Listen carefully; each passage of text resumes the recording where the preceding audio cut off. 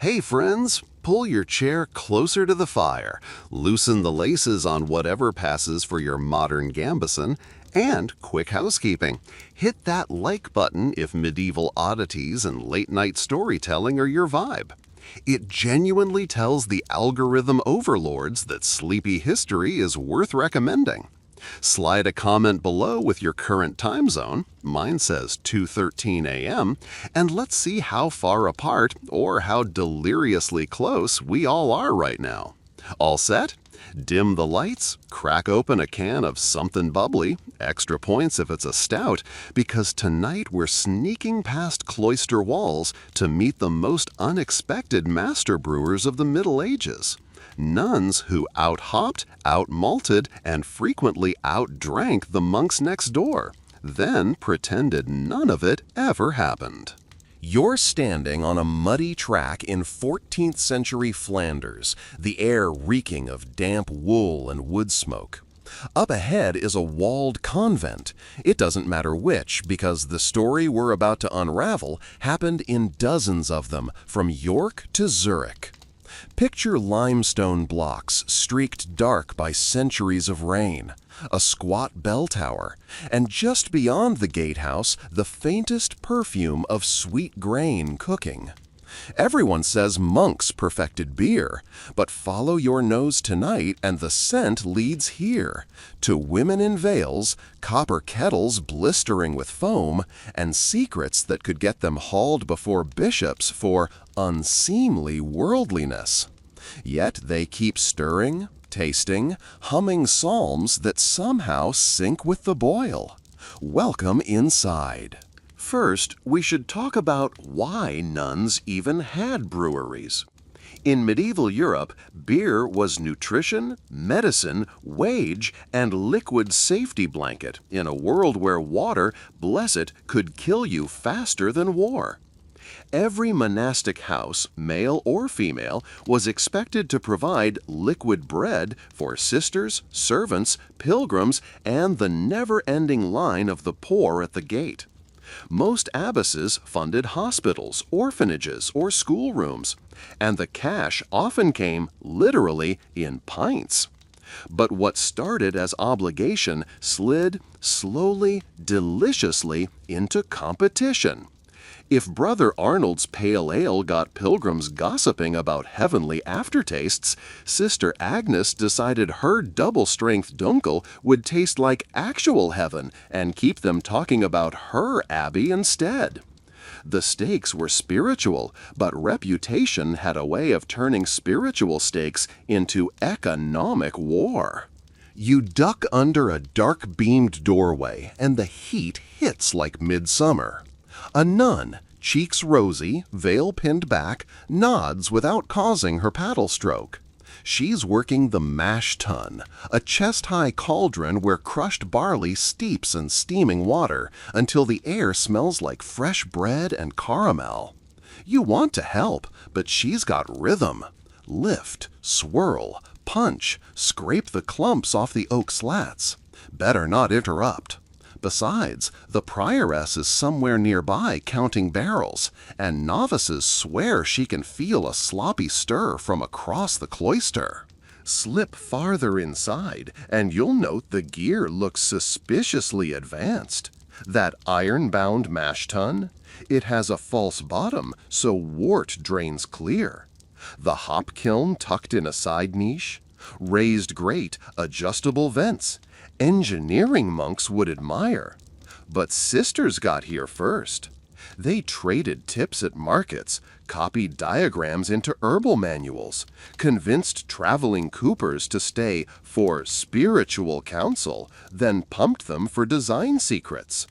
By 1350, some nunneries ran three-tier systems: mash in the top loft, boil in the main hall, coolship in the stone cellar.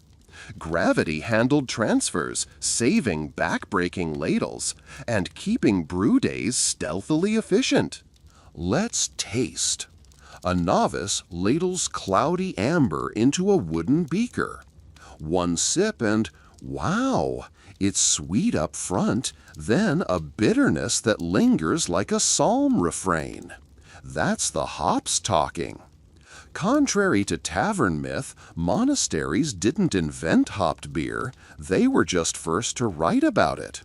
But many monks clung to old Groot spice blends, costly mixes of yarrow, bog myrtle, rosemary, because local lords taxed hops or forbade them outright to protect their Groot monopolies. Clever abbesses sidestepped that racket. They grew hops inside convent walls, long trellises draped over orchard fences, and argued any tax collector who intruded on sacred ground risked eternal damnation. Oddly persuasive. And the strength? Let's math it. Sisters brewed 3 grades: Prima Servicia, strong for feast days or distinguished guests; Secunda, standard ration; and Tertia, weak for children and the sick. Documents from a Benedictine house in Ghent list barley allocations that, when modern brewers reconstruct the recipes, clock in at 8 to 10% ABV for the top tier. That's twice the punch of common ale and 0.5% sturdier than the monks' celebrated triples of the same era. No wonder bishops complained the sisters' refectory got rowdy on evenings before Assumption. But here's the catch. Women everywhere faced restrictions on owning, tasting, or even talking about alcohol in public. Canon law called nuns brides of Christ, which sounded poetic until you realized husbands in that century could dictate every bite and every sip their wives consumed. So abbesses spun a loophole thicker than monastery walls. Beer wasn't just beverage, it was therapy. Hildegard of Bingen, the 12th century polymath abbess whose letters practically glow with holy sass, claimed hops retarded putrefaction in the body and cheered the mind against melancholy. That quote floated through scriptoriums like a papal decree. Suddenly, strong ale served in the infirmary got stamped as medicinal. Dose, 1 flagon at matins for lingering cough. Repeat at vespers if spirits remain low. Translation, we can drink whenever we want as long as we cough first. Now imagine local villagers. They've tasted monastery beer, thin, watery, sometimes sour from sketchy sanitation.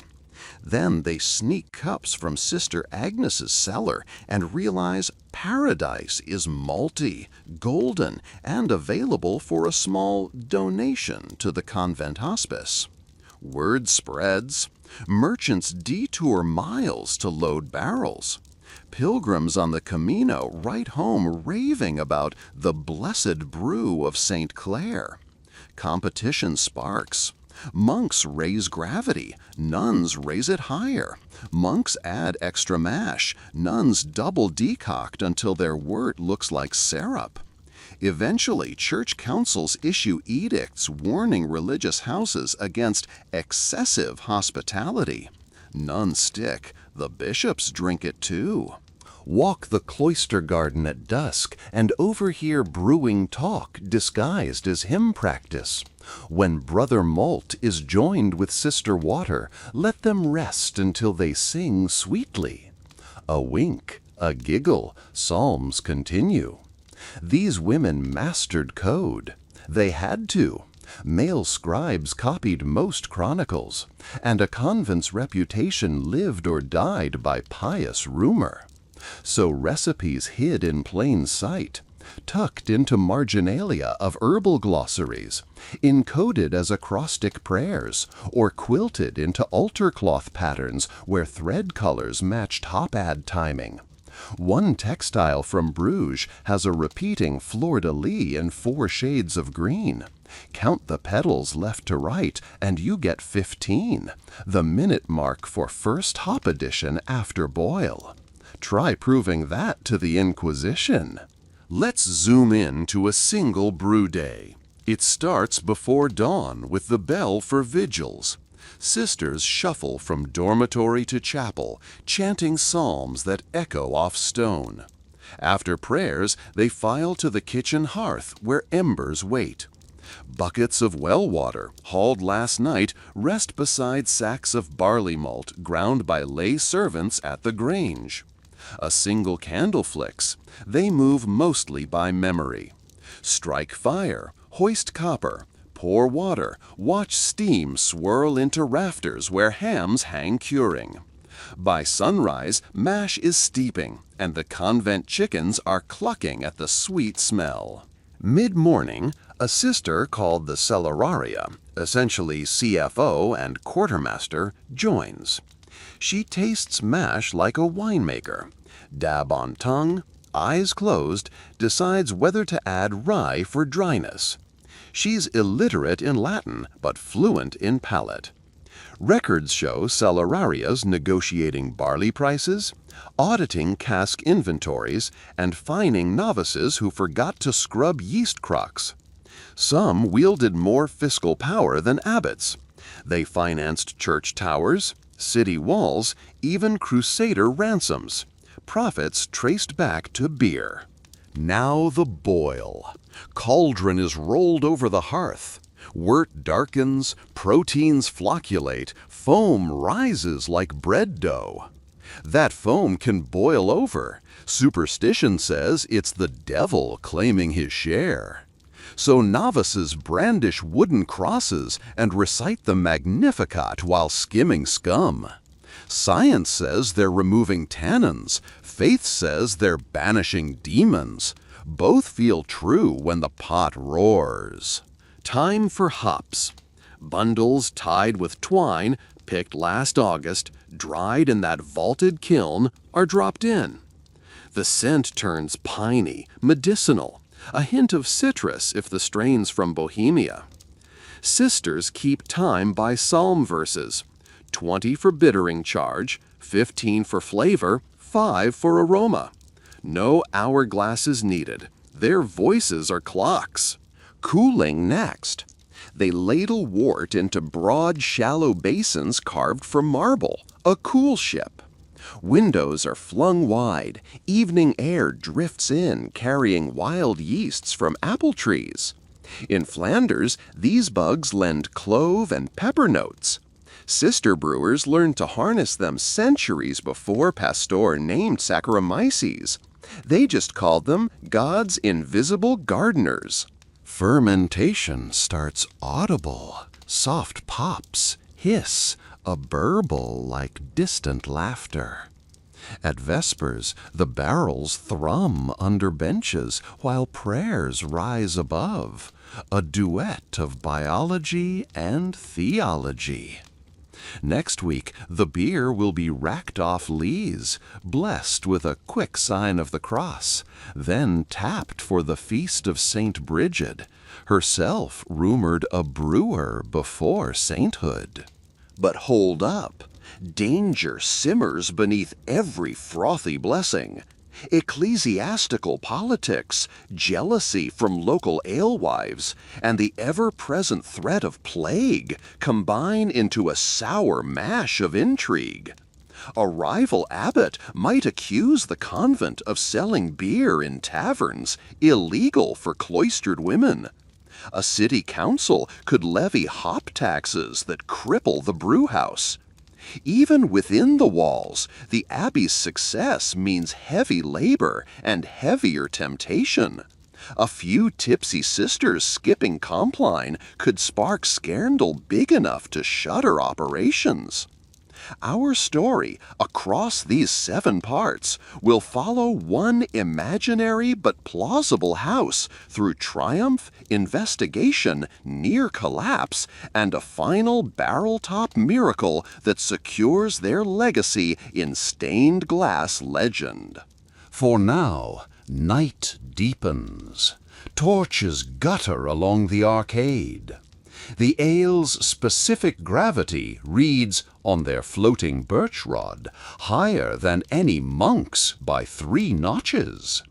You, lucky traveler, have tasted history still warm from the tun. Outside, pilgrims snore in the guest hall, ignorant that the best beer of their lives is quietly conditioning 2 rooms away under embroidered altar cloths. The cock hasn't crowed yet, but hooves clatter on frost-cracked cobbles outside the convent gate. A bishop's envoy, doublet embroidered with tiny golden keys, ring glinting even in moonlight, dismounts, breath puffing white.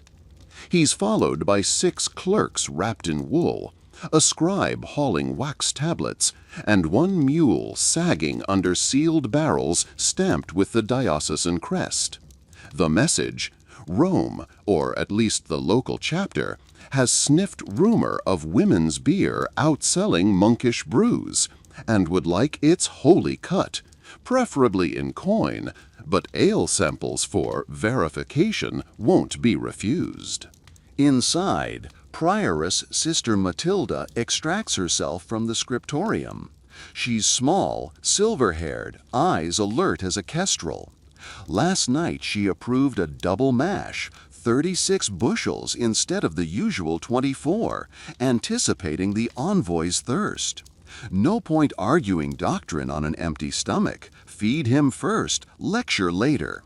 She signals Celeraria Hild to tap a prima servicia cask kept aside for diplomatic crises. Hild raises an eyebrow. They'll sleep till Pentecost if they drink this, but obeys, setting a ceramic jug beneath the spigot where amber gushes thick as winter honey. You, honorary lay sister for the evening, jog alongside Hild through echoing passages. The beer sloshes dangerously near the jug's brim, spice-rich foam lapping the lip. Hild whispers a crash course in convent politics. The diocese recently imposed a decima lupuli, a hop tithe, claiming monastic women exploited untaxed plots. But hops, unlike grapes, grow like weeds. Good luck counting vines behind cloister walls. Still, if the envoy documents excessive yield, fines could cripple the infirmary fund. Solution? Show him abundance tinged with piety. Barrels labeled charity stout, ledgers neat, no whiff of black market trading. Meanwhile, novice Beatrice hides the experimental sour barrels, the ones fermented with wild cherries and, more scandalously, laughter. Reaching the chapter house, you pause behind a tapestry. Through its woven lilies you glimpse the envoy seated at a refectory trestle. He flexes parchment-stiff fingers, scanning the vaulted ceiling painted with stars. Wide-eyed novices carry trenchers of spiced eel pies, rye loaves, pots of mustard. But it's the jug in Hild's hands that stills the room. Steam curls above it like incense. Mathilde pours, amber catching torchlight. The envoy sniffs, sips, and exhales the soft groan of a merchant tasting profit. Round 1. Sisters. Yet scrutiny follows pleasure. Scribe Benedict produces a brass hydrometer, brand new, shipped from Bruges, allegedly to test wort gravity for purity. Mathilda knows the trick.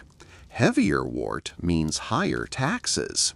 So yesterday she drew off a thin Lectio batch, 1/3 strength, chilled it in snow, and ordered novices to splash that into sample pitchers. When Benedict dunks his gauge, it sinks obediently, marking modest sugars. He nods, jotting numbers that would embarrass a tavern swill maker. The envoy, already rosy-cheeked, doesn't notice. He's busy requesting another mug for precise comparison. Outside, dawn bleeds pink across the westwork. But no one heads to bed. Brew day begins anew. Kiln fires roar, mash paddles thump. Monks 2 miles away are probably snoring through lauds. Yet here, sisters chase a harvest schedule tight as chapel harmonies.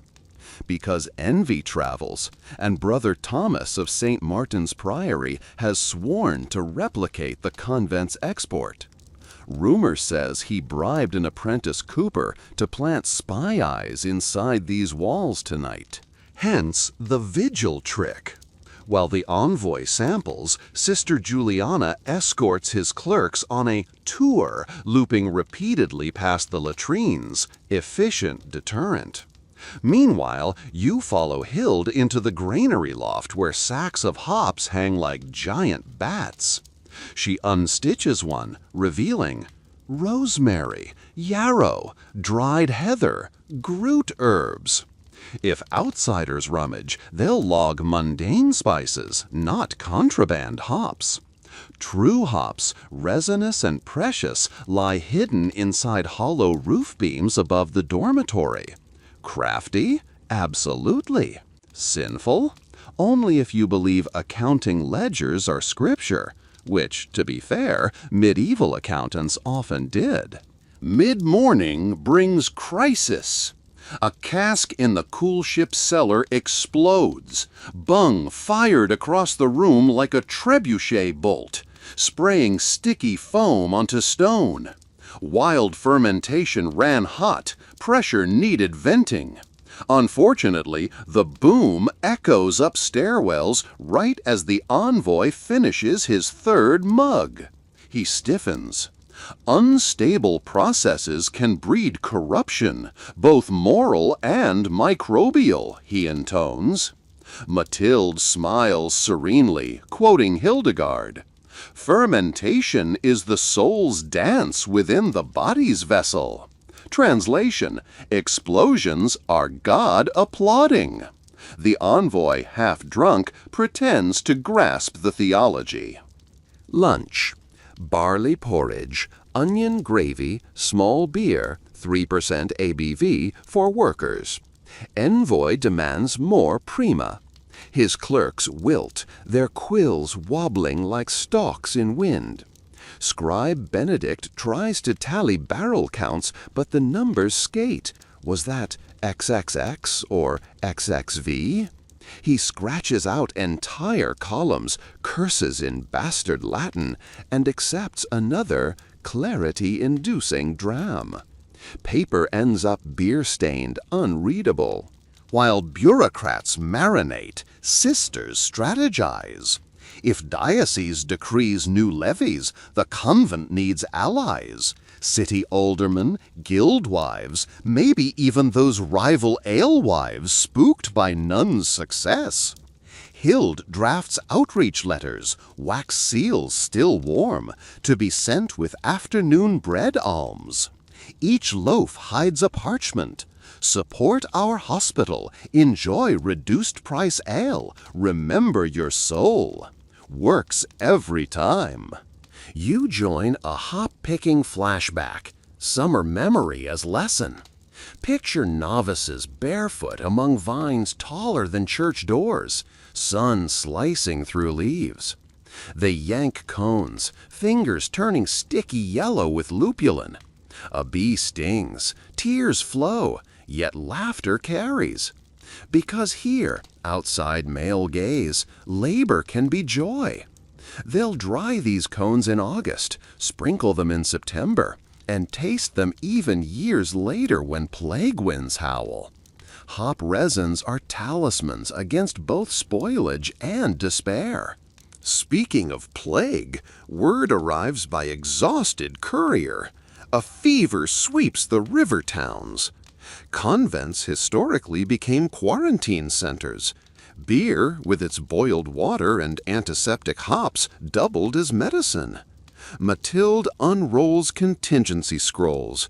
Quotas escalate. Strong ale reserved for caregivers. Tertia shipments to refugees free of charge. Bureaucracy mustn't slow mercy. She corners the envoy, now belching contentedly, and secures a verbal waiver on transport tolls.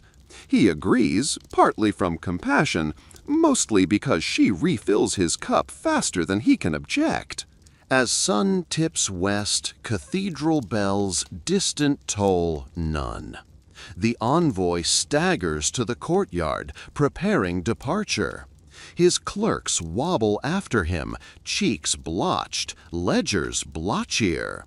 Mathilde gifts 2 casks, officially to demonstrate evangelical charity, unofficially to ensure his memory blends luscious flavor with diplomatic goodwill. Sisters line the walkway singing the Magnificat. The envoy attempts harmony, fails, but leaves smiling, future taxes hazy. Night again. Steam drifts from the brewhouse roof. Stars prick black. You help rack cooled wort into fermenting tubs, stirring in yesterday's harvested yeast, a creamy living blanket. Novice Beatrice, cheeks freckled with grain dust, confesses she slipped extra coriander into the boil. Will the prioress notice? Probably. Will she scold? Only if the flavor flatters a bishop next Lent. In the cloister walk, Mathilde and Hilde debrief. Success, yes, but rivals adapt. Rumors of hop thieving, recipe poaching, even accusations that nuns hire male brewers in secret, false, mostly, swirl like lees. To stay ahead, the convent contemplates bold innovation. Lagering in the crypt, where winter temperatures hold. Cultivating a proprietary yeast strain in glazed jars.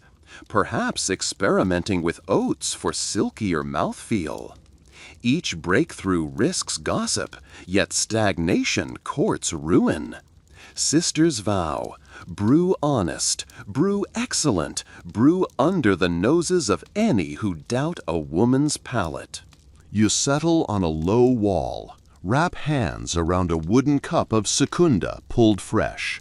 Taste the day, smoky malt, subtle lemon from rogue thyme, a finish like burnt sugar clinging to spoon. Overhead, dormitory windows glow faint. Someone plucks psaltery chords, a lullaby for barrels slumbering below. Torchlight puddles across the flagstones as the cloister clocks drift toward midnight, but the brewery wing still thrums like a beehive. The copper kettles have cooled to a gentle hiss, and steam feathers out of every window arch. Ghost breaths of malt, honey, and hot iron. You're wiping condensation from your brow with a flour dust rag when Sister Juliana bursts through the side door, veil flying, clutching a broken shoelace and a piece of coarse sackcloth. "Found this snagged on the rose thorns," she whispers, shoving it into your calm. Woven into the fabric is a crimson cross, tiny but unmistakable, stitched the way St. Martin's monks mark their grain sacks. The spy rumor wasn't scandal after all. Brother Thomas has boots on the ground. Hilde materializes beside you, eyes narrowing at the embroidery. "He's here, then," she murmurs, "and he's lost a little dignity on the bramble bush." Mathilde, summoned by silent nod, studies the scrap with a grim serenity. Her verdict? Keep brewing.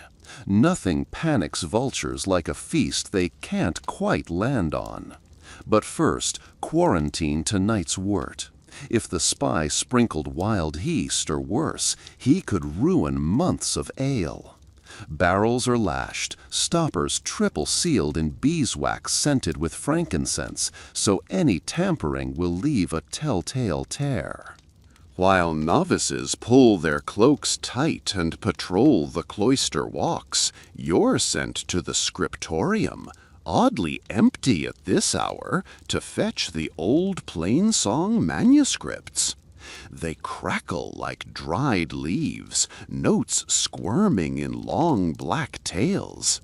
Somewhere in those neumes lies a recipe in plain sight, encoded centuries ago when nuns evangelized with barley instead of sermons. Mathilde wants to confirm which chant conceals the fermentation steps before Brother Thomas hums the tune on his way home. Candle steady, you flip parchment sheets. Kyrie, Gloria, Sanctus. There, an obscure Advent responsory, Orietur sicut lilium, inked in green and gold. Each illuminated capital overlays a faded annotation, letters barely visible, but you discern grain weights, mash temperatures, a note about the hour when the choir's breath frosts. Genius, Gregorian homebrew. Celeraria Hild joins you, tracing the hidden script with a calloused finger. "We sing that every winter vigil," she laughs softly. "No wonder the tenors always hit the high notes afterward." The two of you transcribe fresh copies on humble scrap and craft a decoy version with salt instead of hops. If our monkly magpie steals anything, let him ruin his entire batch with brine. Sun hints creep into the stained glass west window when a shout rattles the cloister. Novice Agnes has cornered a hooded figure in the herb garden. One boot, no laces, cloak hem shredded. He wields nothing but rosary beads, but his glare's sharp enough. Sisters flood in, hemming him like crows around a sparrow. He claims sanctuary, cites a pilgrimage vow, swears ignorance of stolen hops. Mathilde steps forward. Sanctuary granted, inside our guest house, under watch. She gestures, ropes appear. The spy is guided away politely, though his wrists now resemble barley twists.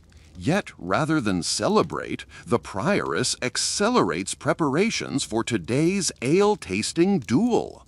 News of the envoy's hangover reached town taverns at dawn, enticing merchants, aldermen, and, yes, monks eager to defend masculine brewing honor.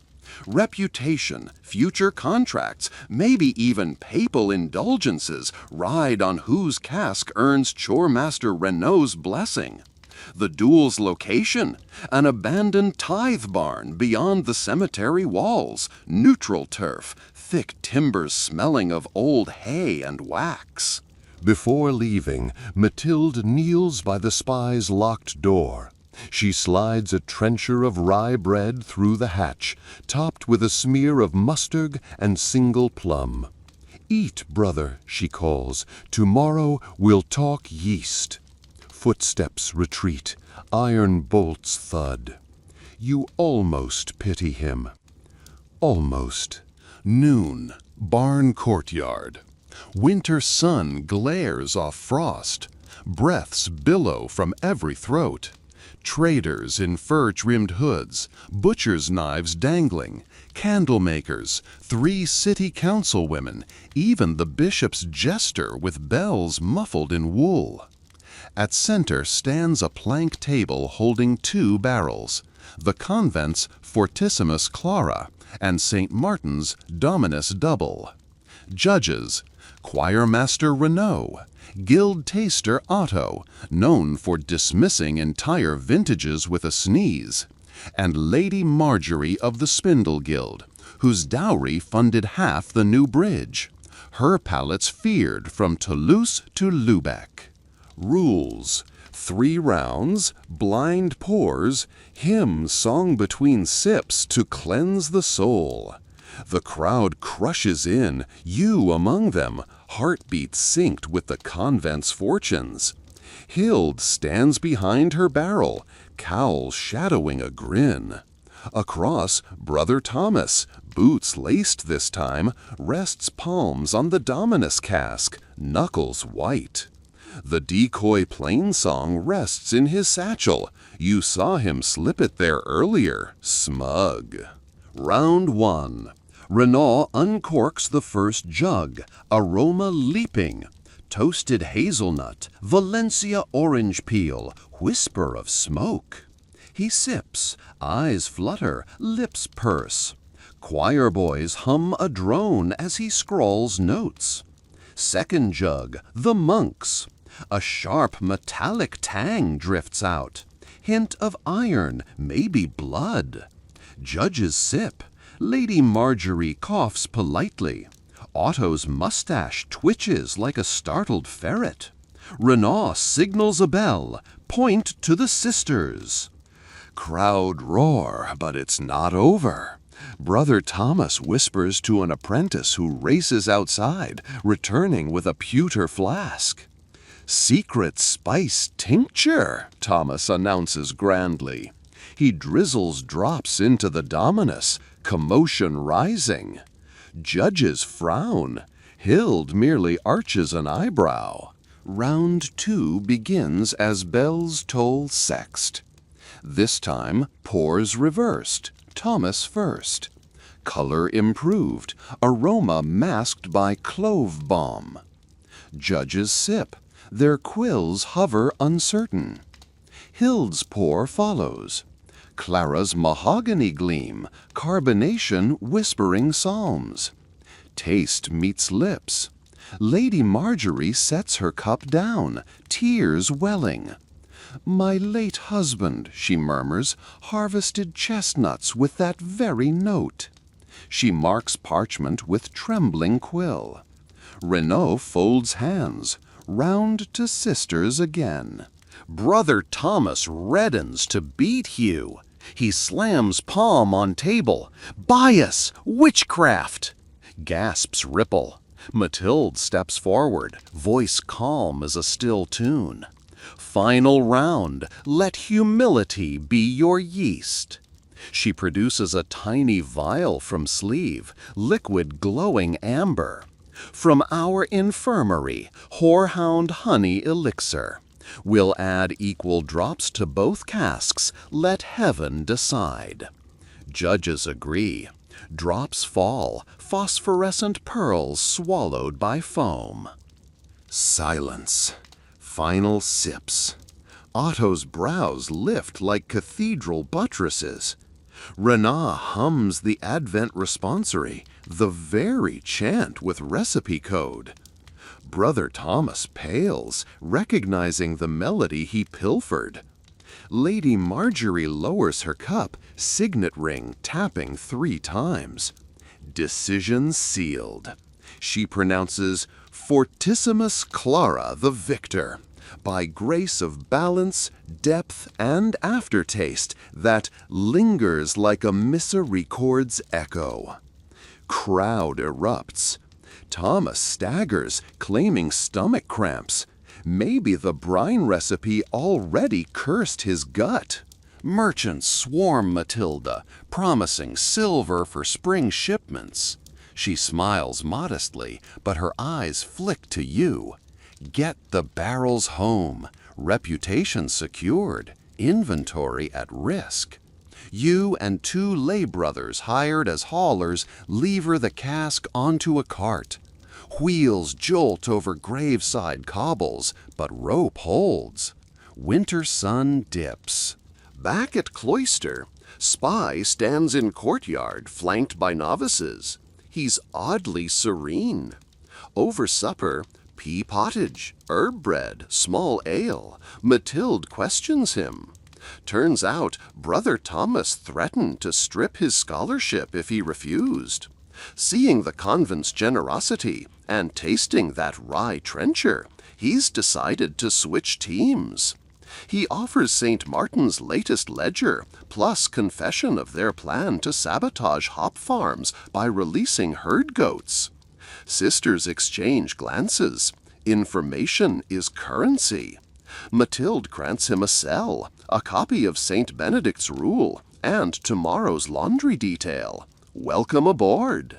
Later, you store Victory barrel staves in the cooper shed, wax still fragrant. Hill joins, hands you a steaming mug. It's tonight's new batch, oat-kissed, lagered and crypt, first draw. Chill bites your fingertips, Sip warms core. Above, dormitory windows flicker. They're copy-scribing the true Plainsong recipe into cipher, then singing compline over fresh wort to sanctify it. Dual purpose, prayer and CO2 blanket. The icy dawn finds the cloister already humming, but the normal cadence of psalms is punctuated by something far less holy, panicked bleats. You hurry past the winter garden, breath pluming, to discover the crisis. 3 shaggy goats perched on the convent's prized hop trellises, chomping buds meant for the March batch. Sister Agnes waves a rake to no avail. Sister Juliana brandishes a brass thurible like a battlefield mace. The goats remain stubborn, eyes glazed with the bliss of unlawful breakfast. Yesterday's victory clearly rattled St. Martin's brothers more than we thought. Brother Thomas may have defected, but someone unleashed these horned demolition artists overnight. Matilda appears, robe flapping, calm even while assessing the wreck. A third of the vines stripped, delicate cones trampled. She issues orders: salvage what hops we can, herd the goats into the old smithy, and, because every disaster is also a data point, collect droppings for manure analysis. Even catastrophe in Matilda's ledger must be itemized. You and Hild coax the goats with stale crusts toward the smithy, but they veer, noses twitching. They've scented yesterday's celebratory oat ale in the fermenting sheds. A goat barges through a half-closed door. Wooden buckets clatter, sloshing wort across the stones. You slip in with a broom and sacrificial patience, steering horns away from fragile clay jugs. At last the beasts are corralled, gate barred. You slump against the wall, smelling of malt and ruminant musk, while Hild lights a taper and examines the latch. Deep scratches curve across the wood, intentional marks. Whoever staged this knew their livestock strategy. Inside Chapter House, emergency council convenes. Prioress, celleraria, choir mistress, even the infirmarian Sister Sabina, who prefers still rooms to boardrooms. They tally losses. Enough hops left for one small batch, nowhere near the barrels promised to Lady Marjorie Spindlegild. Break the contract and the convent looks unreliable. Keep it and the sisters face a thirsty winter. Matilda proposes a daring pivot, crypt lager. Deep beneath the dormitory, Roman foundations trap stable cold year-round. The nuns once stored relics there until humidity flecked the reliquaries with verdigris. Now empty, it could serve as a lagering cellar where beer matures longer, smoothing harsh edges even with fewer hops. But lager methods are a northern novelty, whispers from Bohemian traders. No one here has attempted it. The yeast requires lower temperatures and extreme patience. Agnes points out, patience is not a virtue held by creditors. Matilda smiles. That's why we'll add a twist. During Lent, pilgrims swarm the road to Santiago, many carrying papal indulgence letters that exempt them from tolls but force them to carry certificates. A new diocesan edict now lets religious houses sell pilgrim sustenance tokens, small wooden discs denoting prepaid meals and shelter, tax-free for the issuing convent. If the sisters craft special Stella Peregrina lager aged in the crypt and sell tokens at a markup, they'll gather coin before a single barrel is tapped. Pre-sales as pilgrimage indulgence, holy crowdfunding. The plan hinges on 3 hurdles. First, secure bottom fermenting yeast. Second, perfect lager process quickly. Third, prevent further sabotage. You're commissioned for the yeast quest, paired with the ex-spy novice, now called Brother Not Brother Adrian, to slip into St. Martin's by posing as parchment vendors. He still knows the brewery's storeroom layout. Objective: borrow, permanently, a flask of their imported Nuremberg yeast. Adrian nods, eager to repay misdeeds. Night falls. You two don traveling cloaks, hide ink-blotted hides in a satchel, and trek the frost-crusted road toward the abbey. Stars glitter like spilled sugar. Distant wolves sing counterpoint to your clinking inkpots. At St. Martin's Gate, a sleepy porter inspects wares. Adrian dazzles with jargon about oak gall pigment. You unfurl a sample scroll covered in decorative capitals. The decoy recipe, encoded again for insurance. The porter waves you toward the scriptorium supply room while muttering about gout in his knee. Inside, candlelight flickers over shelves of dried vellum and amphorae of galnut ink. Adrian gestures to a side door leading into storerooms heavy with grain sacks. The familiar crimson cross stamps each sack, a match to the spy's scrap. You creep between towers of barley until copper kettles gleam ahead. Luck! An unlocked cabinet labeled Zamos Teutonicus. Inside, glass vials sleep nestled in straw. You pocket two, whispering a quick apology to whichever Bavarian cooper will miss them. Footsteps echo. A monk enters, humming the brine-ruined chant, nose buried in ledger. You freeze behind barley sacks. Adrian fakes a cough, emerges with scroll in hand. "Brother, where might I leave this parchment order?" The monk, startled, sputters directions toward the armarium. As he escorts Adrian away, you slip out, hugging shadows, and meet outside by the mill stream. Mission accomplished. Back at the convent, crypt preparations are underway. Novices scrub moss from stone floors. Carpenters assemble oak racks. Sister Sabina rigs a pulley to lower casks without rupturing rungs. In the lamp glow, Mathilda inoculates cooled wort with the stolen yeast, naming the batch Ave Stella, and blesses the tun with a psalm's echo. Days blur. Surface gardens rest under snow, while subterranean beer dreams in darkness. Temperature stays near 45 degrees Fahrenheit. You monitor it with a floating glass bubble tool Adrian filched. A thermosphere. Expensive but accurate.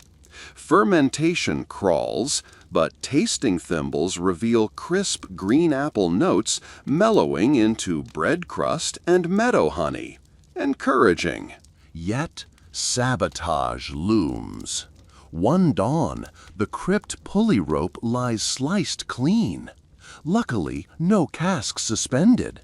Evidence suggests small saw teeth. Juliana organizes night watches.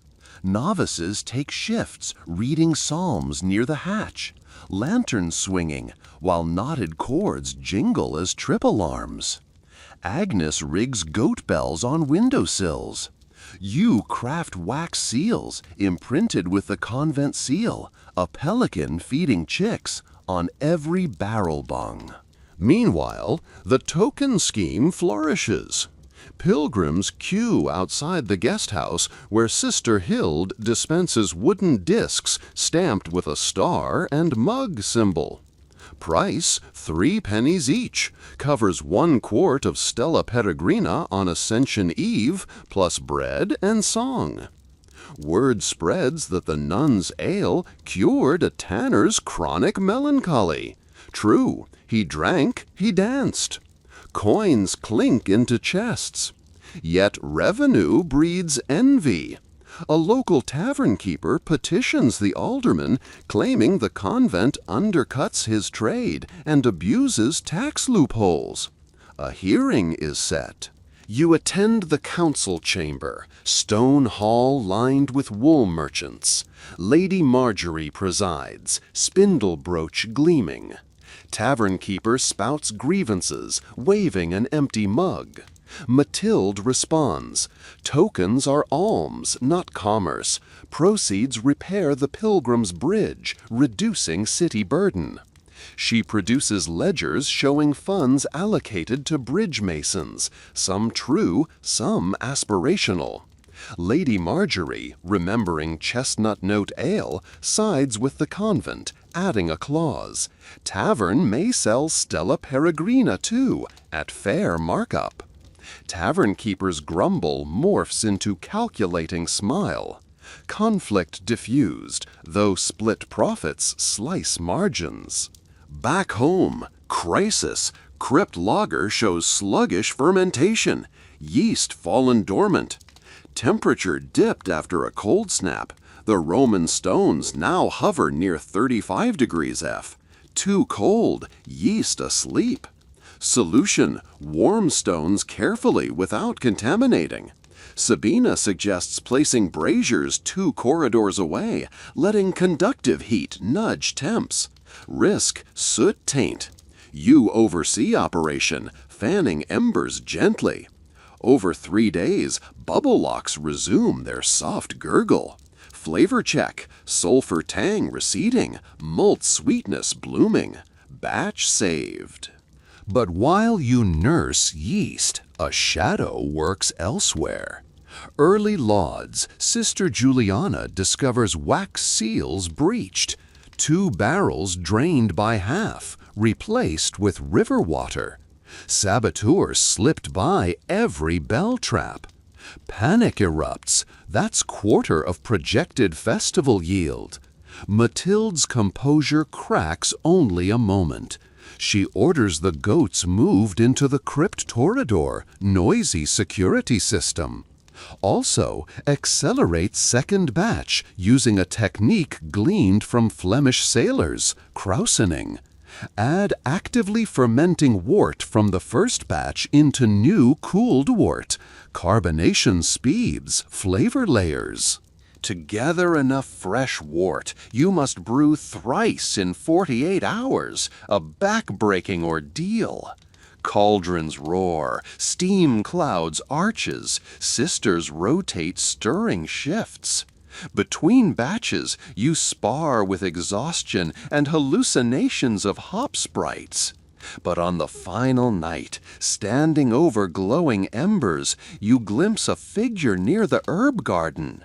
You give chase, lantern swinging. Cloak snags on briar. Saboteur twists free, but drops a pouch. Inside, a tavern's brass token and a monk's rosary. Tavern keeper and St. Martin's forging unlikely alliance. Mathilde convenes crisis council. Options: expose them publicly, risk slander war. Or turn tables quietly. Adrian volunteers infiltration. He'll pose as disgruntled novice, offering to sell second barrel volumes. Lure them, catch them, convert leverage into peace. Plan set. Under waxing moon, Adrian meets tavern keeper and a St. Martin's brother in deserted mill. Hidden sisters observe. Adrian offers non-existent cask, asks twice market price. They agree, produce purse, silver groats. At the handoff, Mathilde steps from shadows, flanked by Lady Marjorie, alerted earlier, and 2 city guards.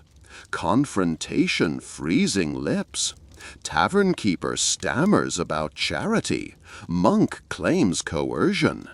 Guards escort them for questioning. Purse remains with convent, evidence. Scandal quietly contained. Aldermen fine both perpetrators, funds directed again to bridge. Public sees the convent as injured party. Token demand surges out of sympathy. Karma ferments swiftly. Finally, Ascension Eve arrives.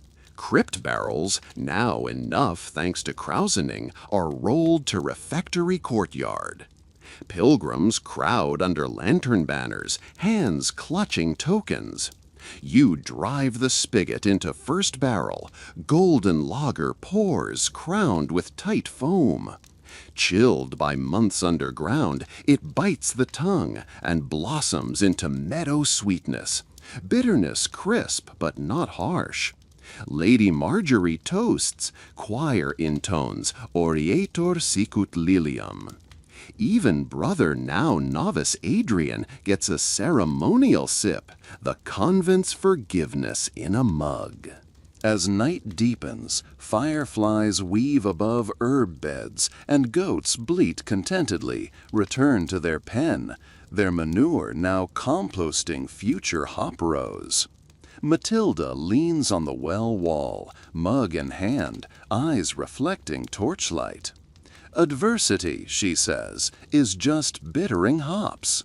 Without it, the brew is flat. You nod, tasting peppery warmth finish. Victory sweeter for scars. The courtyard quiets in the small hours, but no one truly sleeps. Somewhere between the last clink of tankards and the first finch song, an anticipatory tension settles, as tangible as the wood smoke that drifts above the slate roofs. You lie on a straw tick in the guest loft, half dreaming of bubbling wort, half listening for footsteps. Every creak of timber could be sabotage wearing soft-soled boots. Every distant goat bleat a coded signal. Outside, the moon has thinned to a silver sickle, but its faint light still silver plates the cloister walks. Enough illumination for plotting hearts. Just before lauds, a bell clangs off key. Not a call to prayer, an alarm. You scramble down the ladder, habit flapping, and follow torchlight toward the south gate. Sister Agnes stands there, gray braids swinging like a war banner. In the torch glow you see why. The bishop's inquisitorial entourage has arrived 3 days early, their lanterns stamped with the crozier and sword sigil that makes even abbots reach for confession. 6 clerics dismount, robes all severity and starch, while 2 city bailiffs heft a chest stamped with the bishop's wax seal, scarlet on black. The lead inquisitor, Canon Petrus, steps forward, owl-eyed and pinpoint precise, face pale as if carved from tallow. He carries parchments thicker than a psalter, warrants for inspection of unregulated mercantile practice and potential doctrinal improprieties connected with fermented licitities. Translation? They want to rummage in barrels and ledgers until they find sin, or silver, preferably both. Matilda materializes, serene, clasping a cloak against pre-dawn chill. She greets them with the measured courtesy of someone pouring hot water near gunpowder. Canon Petrus accepts hospitality, yet his gaze roves like a raptor's, noting token stalls, choir loft scaffolds, even the goats dozing in their pen. He announces an immediate audit of brewing operations, sacramental stores, and any subterranean chambers of secular import. Subterranean? He means the crypt, our lager womb. The sisters trade glances. Breakfast has never felt less nourishing. The inquisitors dine at the high table, flicking crumbs from their mitts while reciting minor psalms. Mathilde, Juliana, and you huddle near the ovens, planning triage. The crypt is tidy, thanks be, but the bishop's men know nothing of lugger protocols. One reckless prod of a bung could vent carbonation, or worse, invite infection that undoes months of vigilance. Sabotage from within was manageable. Sabotage through bureaucratic ignorance might destroy everything. And there's a deeper worry. The inquisitors carry testing files for forbidden additives, mandragora, foxglove, wormwood. The nuns brew strong but honest, yet Canon Petrus could still discover contraband if it suits his ledger. Rumor whispers he pockets fines to line the cathedral vault. We need an ally within the entourage, or a diversion cunning enough to keep them topside while we secure the crypt. Sister Sabina proposes exploiting the one thing clerics fear more than heresy, contagion. She retrieves a jar of preserved leech leavings and dried pustule bandages from the infirmary. Harmless now, but reeking of plague legend. If the crypt corridor displays quarantined specimens under study, the inquisitors might balk. It's a gamble. Canon Petrus trained under the archer-eyed Bishop of Rouen. His courage may be less susceptible to theatrics. Adrian, our reformed spy, suggests misdirection. Lead them through every irrelevant corridor, library, and roost-filled attic until they're too footsore to descend the underground stairs. Time is a weapon. Wear them out. Mathilde blends the plans. Juliana and you will transform the crypt stairwell into a health ward tableau, pungent enough to deter entry. Meanwhile, Adrian guides Petrus through labyrinthine archive alcoves, stalling with half-translated codices requiring urgent theological clarification. While Agnes keeps the front gate theatrically busy, confirming token counts, weighing hop bales, you and Juliana descend to the crypt. Lanterns reveal condensation droplets like tiny crystal beads. Chilled air exhales malt perfume. You arrange a cot, drape it with a stained bandage, scatter a handful of dried herbs recognized as plague preventatives, rue, angelica, sage. Juliana crushes a parchment of brimstone to augment the stench. Finally, she hangs a painted board. Quarantine, visitation under episcopal license only. The word quarantine itself, imported from Venetian port law, pricks certain minds with fear of maritime pestilence. You step back, admiring the grim diorama. Above, Adrian's tour begins. You hear echoes of him describing a 9th century cartulary, pointing out marginal doodles of porcine bishops that make even Canon Petrus crack an unwilling smile. The entourage scribes notes on charters, ask about relic provenance. Hours swim by.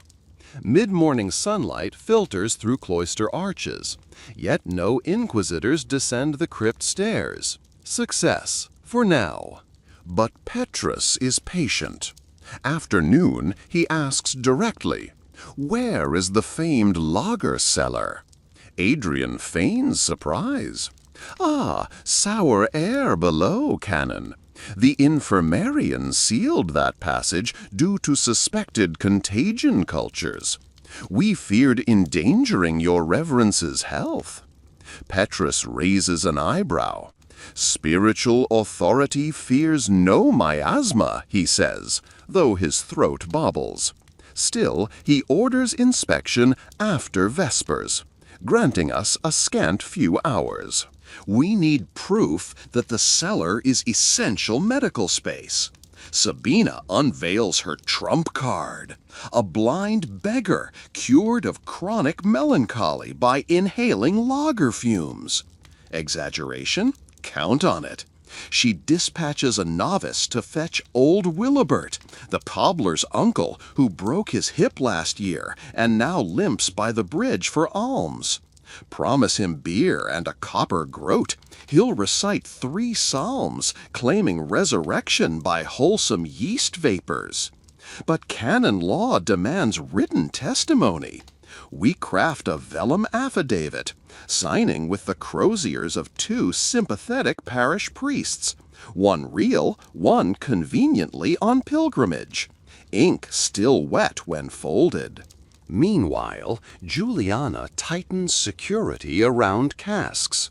She weaves fresh willow twig hurdles across barrel platforms. Any tampering will crack, snaps loud as thunder. She glues a pinch of luminous crushed shells, pilfered from Sabina's apothecary, onto wax seals.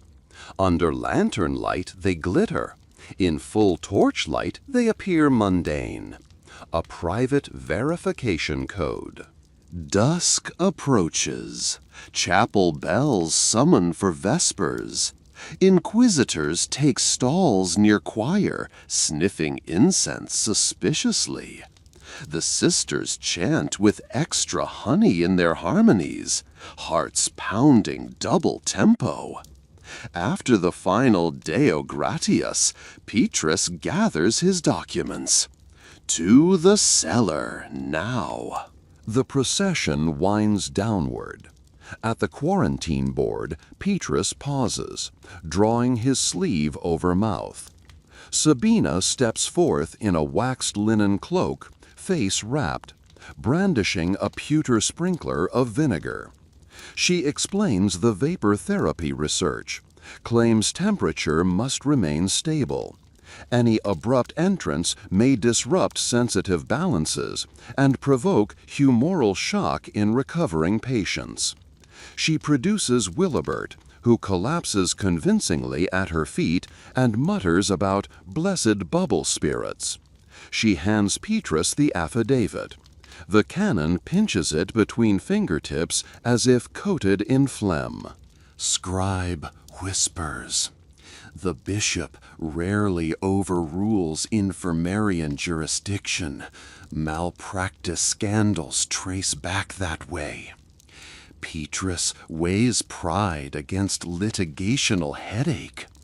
At last he concedes.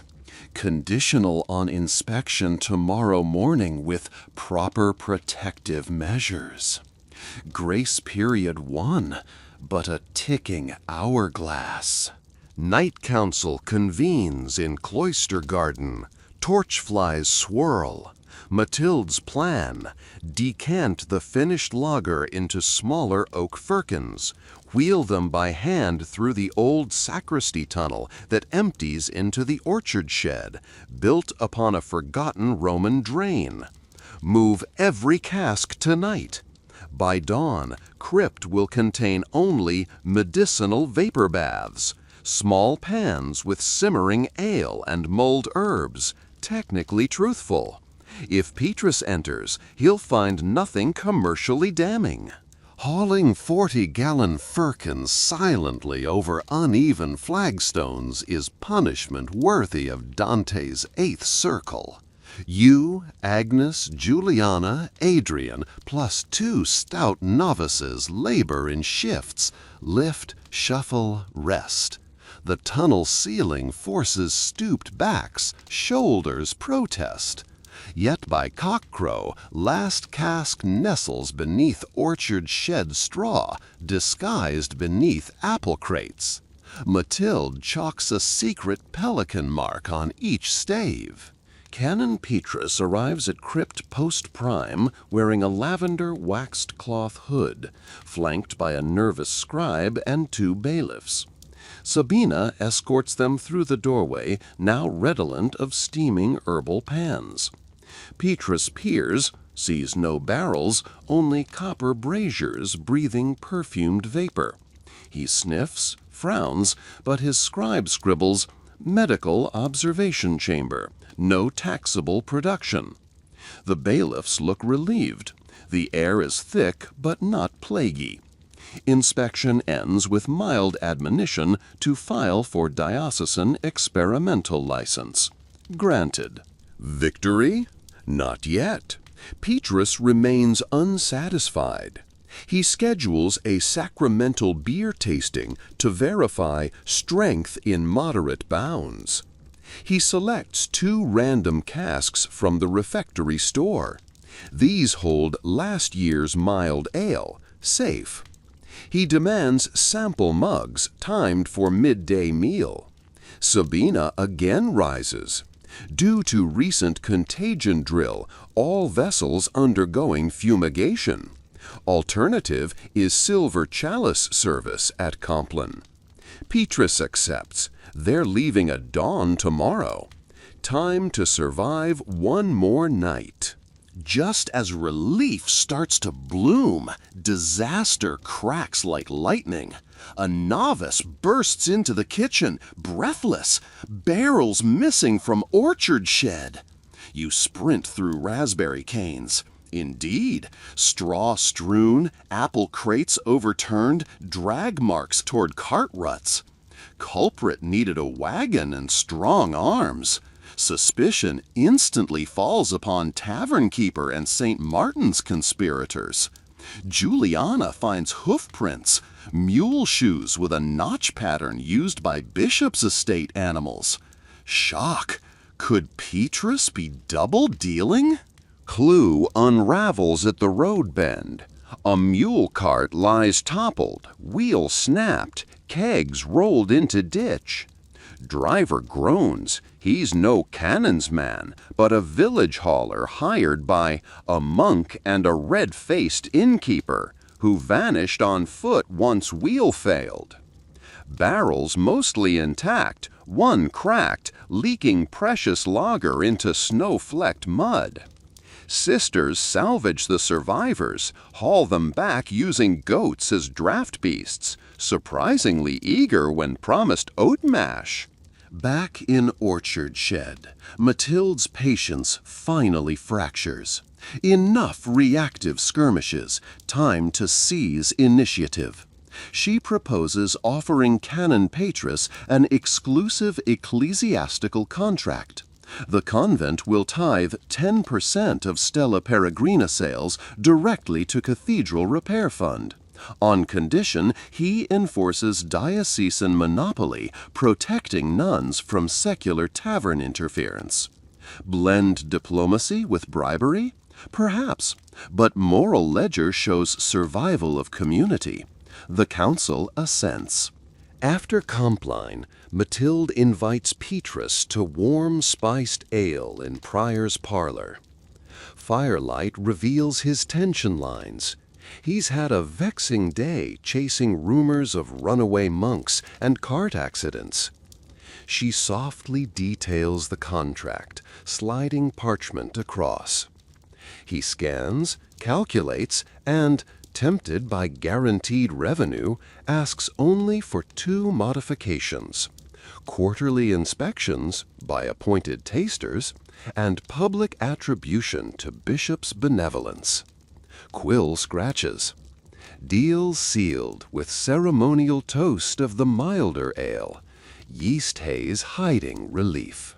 Dawn departure. Entourage rides out, coffers heavier by anticipated tithe rather than fines. But new burden, those quarterly tastings. We must keep quality impeccable, sabotage impossible, and yet produce enough for cathedral coffers. Expansion inevitable. For that, we need more hops, larger copper tons, and a reliable grain source untied to St. Martin's. Juliana suggests contacting the Cistercian lay brothers at Distant Grange. They cultivate hardy winter barley. Trade them finished beer for grain, a boozy barter. But travel requires a trustworthy envoy outside known spy circles. Enter Sister Constanza, the choir mistress with a reputation for celestial high notes and clandestine mule handling. She volunteers, clutching a leather satchel filled with sample bottles and new star tokens. As the mule train sets off under a rosy dawn, you inhale the mingled scents of wood smoke, frost, and fermenting dreams. Threats linger, tavern keeper nursing grudges, monks simmering envy. But for now, the convent stands, barrels full, coffers clinking, and a bishop unwittingly brandishing your brand for you. A raw wind slaps your cheeks the moment the convent gate groans open, as if January itself wants to veto this expedition. You taste iron in the morning air, snow coming perhaps, or trouble. The mule Constanza chose for the journey, a gray called Brother Bramble, stamps at the threshold, breath puffing in twin clouds. His panniers jingle with glass bottles cushioned in wool, each filled with the latest batch of Stella Peregrina, the star of our brewing nights, the ransom we'll offer for Cistercian barley. You tighten the girth strap, check the secret compartment sewn in the mule's pack cloth. 3 silver star tokens for emergencies, a folded charter bearing the bishop's new seal, and a letter of safe conduct penned in Matilde's elegant hand. Constanza swings astride without ceremony, veiling her habit beneath a faded cloak the color of storm water. Before she clicks her tongue, Matilde presses a small wooden psalter into her palm. "For the road," she murmurs. Not just scripture. Its hollowed spine hides a rolled parchment listing every sister's personal grain request. Rye for dark breads, emmer for festival porridge, 2 handfuls of spelt for Juliana's malting experiments. Because why not smuggle hope where we can? You and Juliana watch the gate close behind mule and rider, hinges squeaking like reluctant guardians. A snowflake lands on your sleeve, first scout of a promised flurry. "She'll need fair weather and fairer luck," Juliana sighs, rubbing warmth into her arms. Luck, unfortunately, clocks out early. The road south threads through willow copses and over chalk ridges where winds howl like penitents. Constanza keeps her hood low, humming plain chant to steady Bramble's pace. But by noon the sky bruises purple and snow bursts forth in earnest, fat, wet flakes that soak her cloak and turn the track into treacherous slurry. She presses on, following milestones carved with fading Latin, until a broken wheelbarrow blocks the path. Its axle sits splintered, fruit crates scattered like dice. Standing beside it is a lanky young man in a hood of mottled deerskin, cheeks red, hair plastered to his brow. "Milady Nun," he calls, tugging at the wheel. "Spare a rope!" His accent brands him local to the bishop's domain, yet there's no crest on the barrow, only crude paint proclaiming Northfield Orchards. Harmless? Perhaps. But memories of stolen barrels make Constanza wary. She offers a short length of hemp, nothing more. The youth thanks her thrice. As she leads Bramble past, he tips his head. "May Saint Arnulf bless your cargo." That saint is patron of brewers, odd knowledge for an orchard boy. She urges Bramble faster, heart sinking to his clopping hooves. Dusk drapes the landscape when she reaches the timber bridge over the river Nid. The guardhouse torch still burns, but gate bars lie snapped, and boot prints pock the snow, some leading toward her route. Bandits or rivals tailing the convent's bier? She pushes through, but unease rides pillion. Back at the convent, you and Sabina inventory herb stocks under candlelight. Winter colds steal half our choir voices. Demand for hyssop syrup surges. Mid-scribble, a pebble tings against the infirmary lattice. You ease the shutter open and spy a charcoal-smudged scrap pinned by another pebble. Left your grain train too late. Market's drying up. No signature, only a crude sketch of a fox's head. The tavern keeper's clandestine sigil. He's boasting that he or an ally will beat us to the Cistercian grange and buy the barley first. You taste bitterness sharper than wormwood. Juliana proposes dispatching a second envoy, faster and lighter, to warn Constanza. But saddling a horse tonight risks snow-slick roads, and Petrus's promised quarterly tasters are due within weeks. We can't spare another sister easily. Mathilde spreads a vellum map across the refectory trestle. There is the old pilgrim track through Alderfin, she muses. Shorter by a day if the river isn't flooded. Too late to redirect Constanza, but perhaps we can intercept the tavern keeper's men instead. Adrian volunteers, spy instincts itching for field work. He'll ride Ferris, our sure-footed gelding, carrying nothing but oatcakes and a coil of rope. You spend the night sharpening contingency plans instead of quills. Meanwhile, Constanza shelters beneath a fallen oak, kindling a twig fire sheltered by bramble's bulk. Snowflakes hiss on the embers, but the blaze claws up. She unwraps one sample bottle, warming the glass near flames. Not to drink, temptation though it is, but to test carbonation. She loosens the stopper a hair. A quiet puffed and malt perfume swirl with wood smoke. Perfect. She reseals it, whispers a Compline hymn, and surrenders to ragged sleep.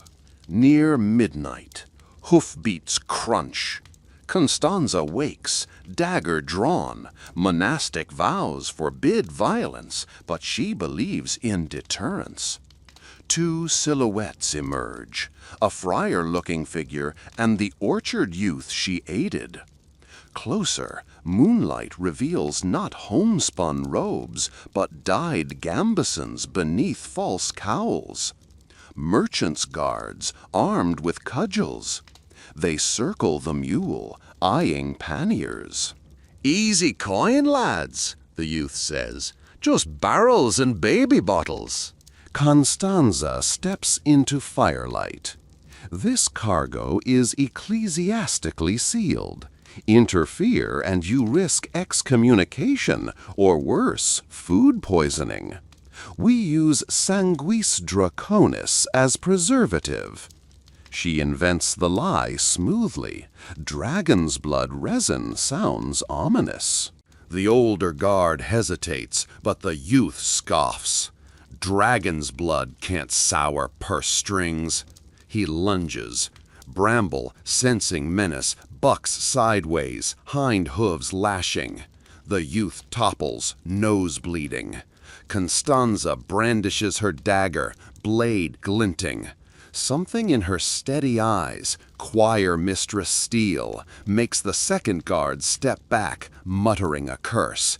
They retreat into dark, leaving consternation and trampled snow. But they know her route now. At first light, Constanza reaches the shattered stone gate that marks Cistercian lands. Beyond, terraced fields snooze under snow blankets, but barn roofs puff smoke, sign of occupancy. Yet no bell tolls morning office. She leads Bramble through silent yards toward the Grange's guest house. Doors stand ajar. Inside, benches overturned, flowers scattered like pale ash. A lone lay brother appears, face gray with fatigue. Brother Reiner recognizes the convent habit and sags with relief. "Thank heavens," he says. "The Grange has fever. Half the brothers bedridden these 3 days. We canceled bell ringing to save breath." Fever? Constanza's mind flashes to Canon Petrus's fear of contagion. She steps back, but Reiner raises gloved hands. "It's only winter ague, not plague, but our steward cannot negotiate barley shares while delirious." Opportunity or obstacle? Without the steward's authority, a contract may be void, but delaying days could let rival brokers swoop. Constanza asks to see the infirmary. Inside, straw pallets line stone walls. Patients shiver under blankets. Steamers of thyme and honey hang over braziers. The steward, Brother Dietrich, lies flushed, murmuring prayer fragments. Reiner says the fever peaked last night. By tomorrow, many should improve. Yet barley tons sit in vaults awaiting collection, and Abbey of St. Burchard's merchants arrive tonight with coin. So the race is on. Constanza fetches one sample bottle, explains that their lager carries nutritive malt and gentle yeast, easy on sick stomachs. Reiner accepts. They pour half a cup for Dietrich. He sips, grimaces, but color returns within minutes. Thank you, placebo or hydration.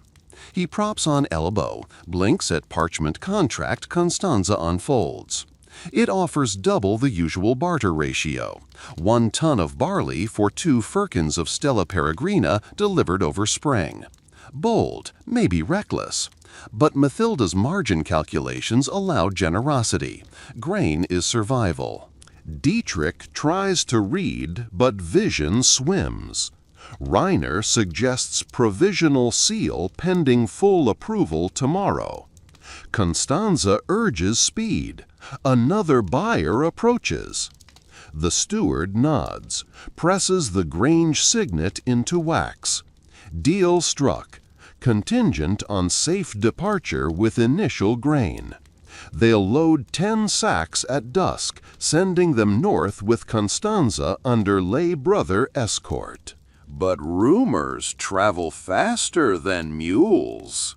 Adrian, galloping the Alderfen shortcut, spots a trio of riders bearing the Foxhead badge.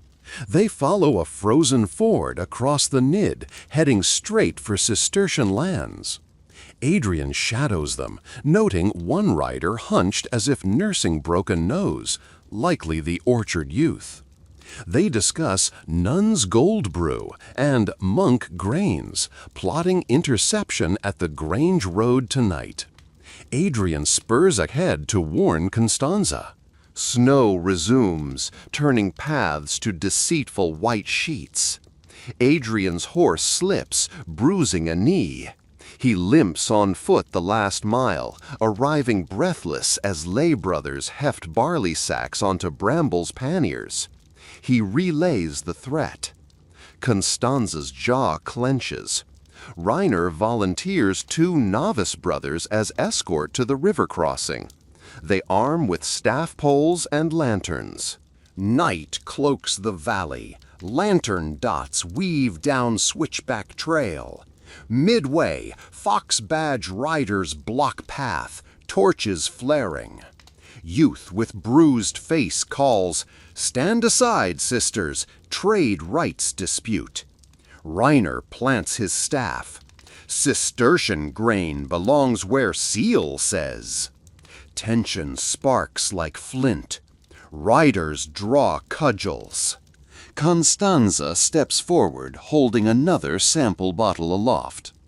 "Touch those sacks," she warns, "and I smash this, covering you in beer thicker than treacle. You'll stink of sacrilege until Pentecost, and every bishop's bloodhound will scent you." She shakes the bottle. Foam swirls menacingly. The youth wavers. His companions eye the froth. They've heard tales of yeast causing skin rashes. False, but superstitions serve.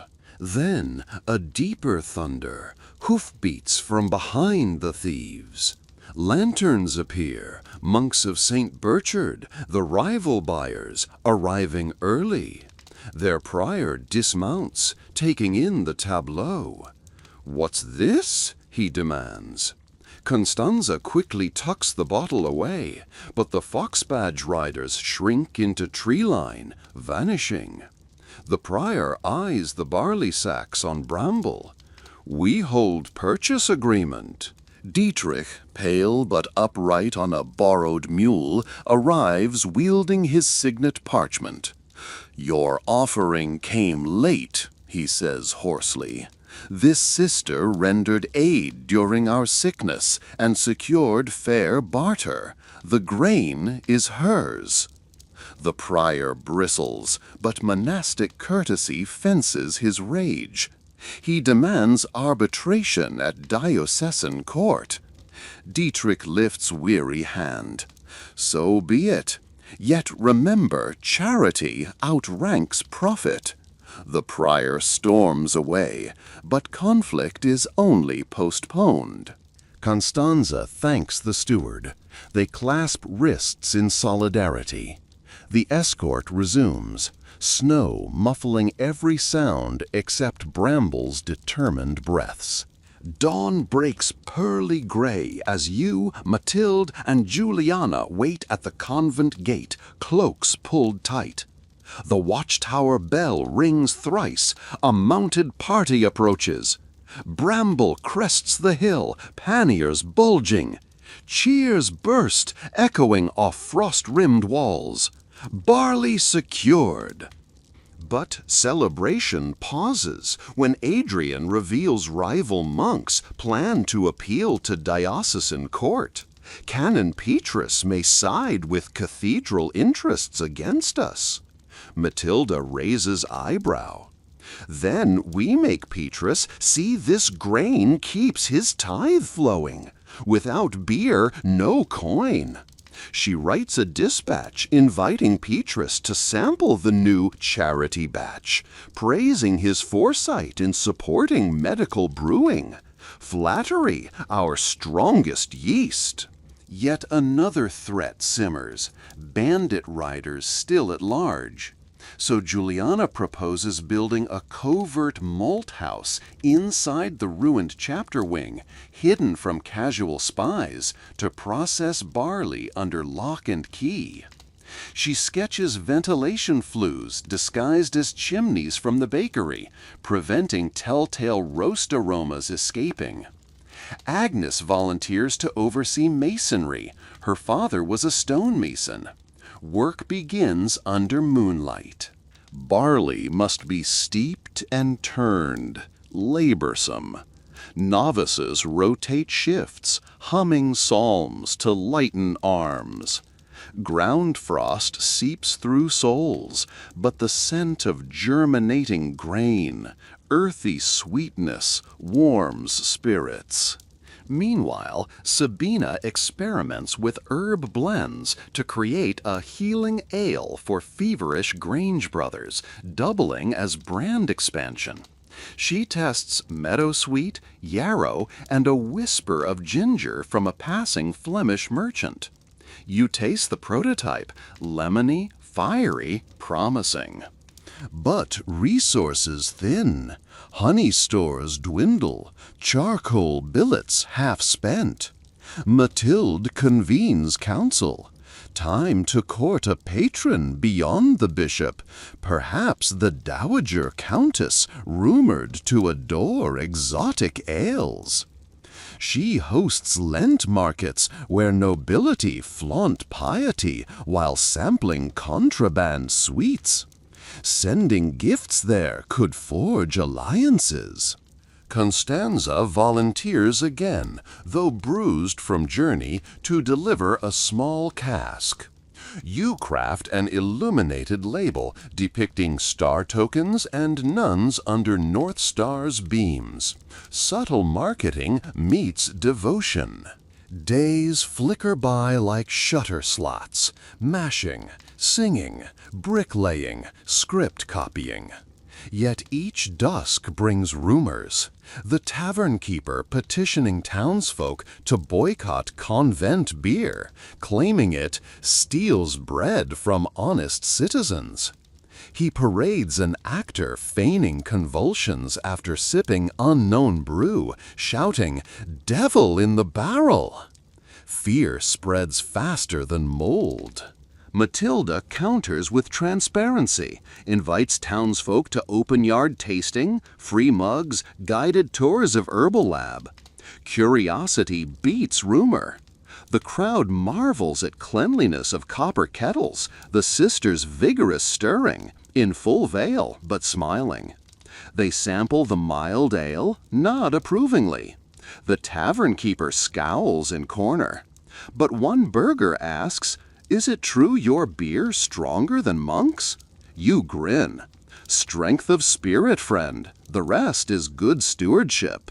The event ends with a psalm turned drinking song, voices twining under lantern strings. Donations clink into alms box, grain, beeswax, and even a small silver brooch. Yet backstage, Juliana discovers 2 casks tampered, bungs loose, contamination risk. Luminous shell fragments missing on wax seals, a sign our saboteur breached hurdles. Quick action, she boils wort, makes emergency vinegar wash, saves most but yields 1 sour barrel. Sabina tastes it, coughs, eyeing possibility. Sour ale may fetch coin among Flemings. They love tart notes. Lemon from ginger brew could complement. She jots a recipe. Accidental innovation. Still, who breached storage? Only Inner Circle knows the shell code. Suspicion darts. Could Adrian, once a spy, be double dealing? No evidence, but tension hums. You set a honey jar trap. Place dummy barrel sealed with dyed beeswax that stains fingers indelibly. Next dawn, orchard youth appears in infirmary with purple-stained fingertips, claiming berry-picking mishap. Caught. He confesses. Tavern keeper paid him with promise of debt forgiveness to sabotage convent product. You hand him over to bailiff, but also slip him a hunk of rye bread. Mercy marinade. Let the tavern keeper stew. Winter wanes. The malt house hums. Barley reserves healthy. Healing ale ready for grange distribution. Canon Patris arrives for surprise tasting. He samples the new charity brew, pronounces it medicinally sound, and hints the bishop might sponsor wider distribution if tithe increases by 1 more %. Matilda smiles a serpent smile. Of course, provided cathedral masons teach our sisters buttress mathematics. She trades coin for knowledge, forward planning toward a stone-arched cellar immune to sabotage. Night falls on Shrove Tuesday. You, exhausted, climb to Bell Tower walkway. Snowmelt drips from gargoyle mouths. Valley below glints with ice. But inside, hearths glow, barrels breathe, and the convent's heartbeat drums steady as a mash paddle. The church bells of Laetare Sunday haven't yet chimed, but the cathedral square already smells like spring and intrigue. Roasting chestnuts, thawed mud, and that faint tang of incense that clings to every pre-Easter bargain. You guide the donkey cart, our humble hay-stuffed stagecoach, through a maze of merchants unfurling striped awnings.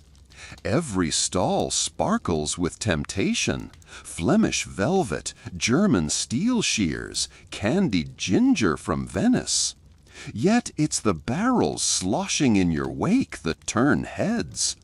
Each is burnished oak, branded with a single 8-point star, Matilde's mark, now whispered from tavern corner to royal kitchens, the sister's beer that makes abbots blush.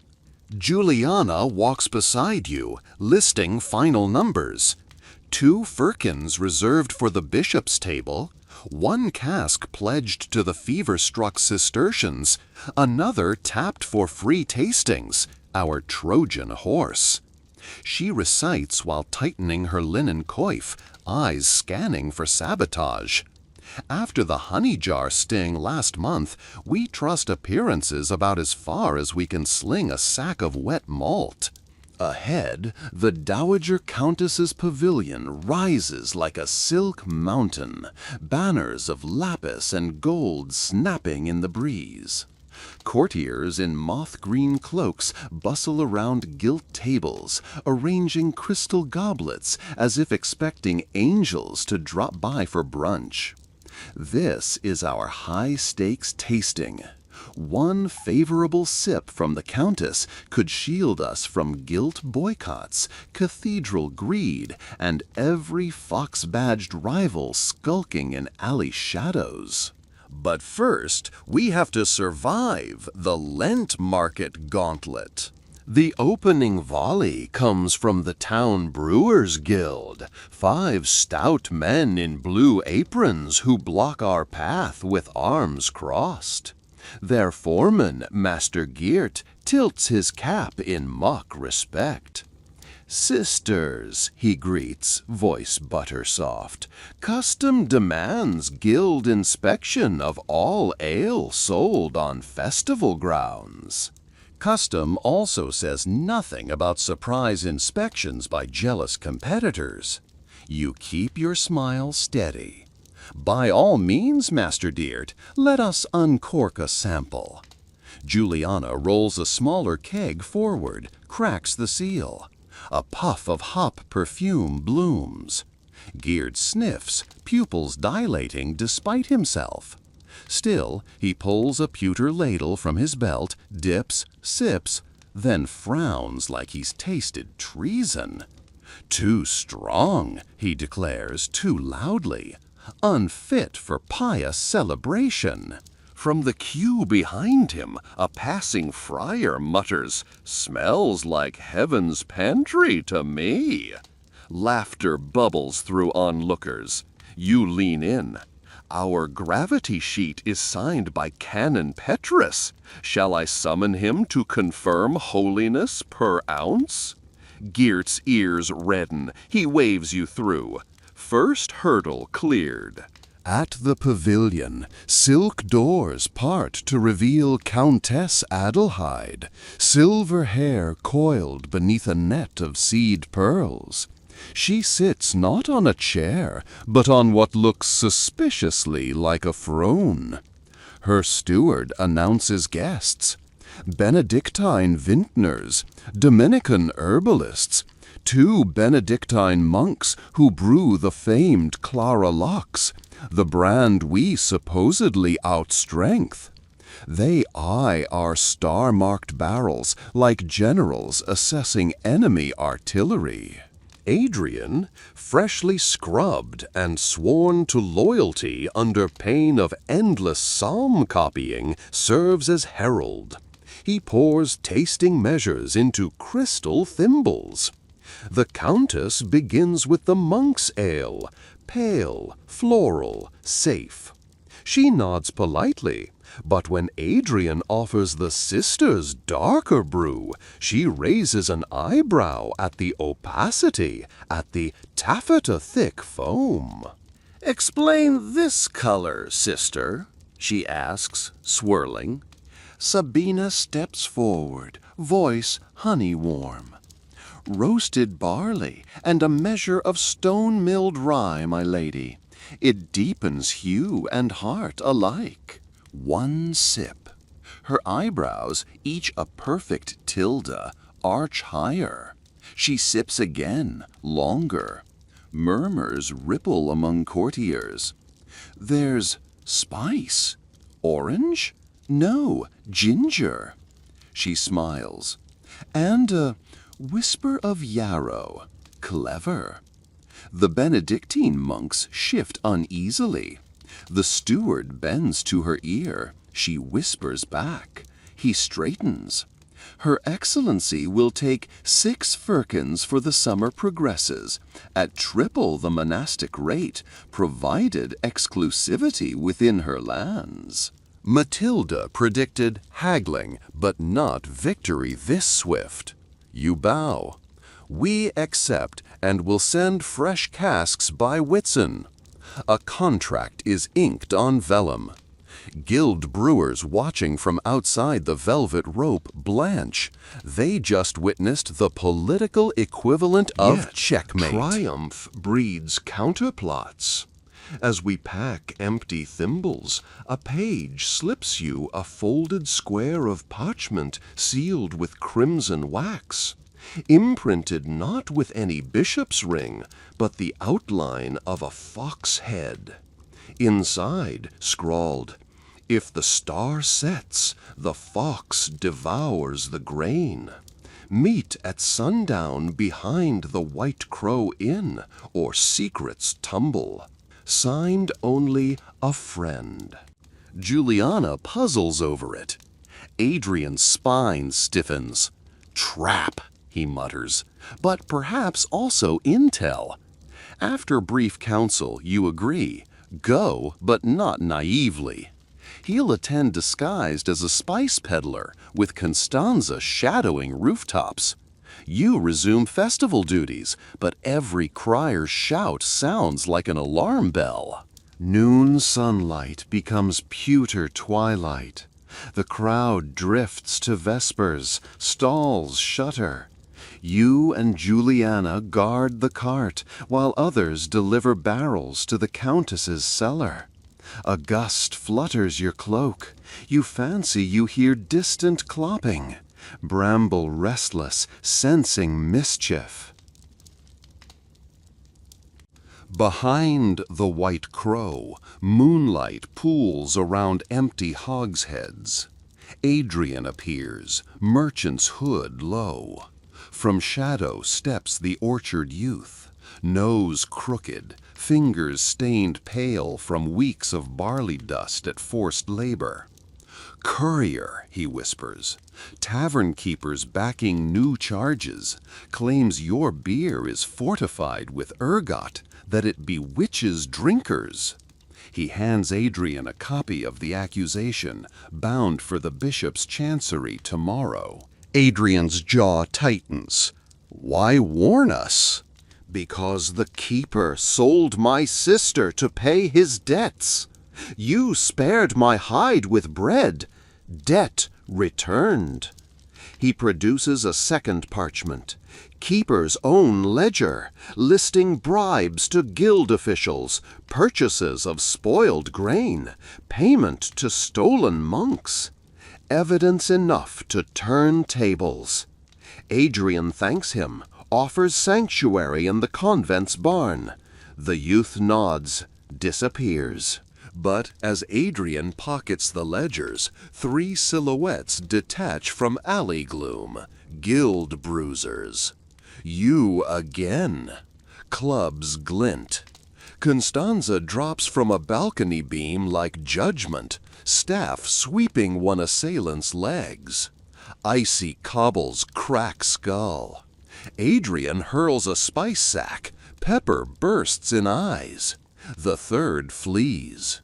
They drag the dazed Fug inside, bind him with rope, and confiscate a purse of silver fox tokens. Morning after Laetare Sunday, you convene emergency tribunal in the convent scriptorium. Present, Canon Petrus, face tight with curiosity and avarice. Master Geert, claiming slander, the bound bruiser, now repentant, and Bishop's notary, quill poised. Adrian presents the Foxhead ledger, detailing bribes and sabotage plots. The bruiser confesses under oath. Guild's attempt to discredit the sisters' ale and seize grain. Patris skims pages. Pupils widen at sums. Geert sputters denial. But the ledger bears his handwriting, cross-matched with earlier inspection records.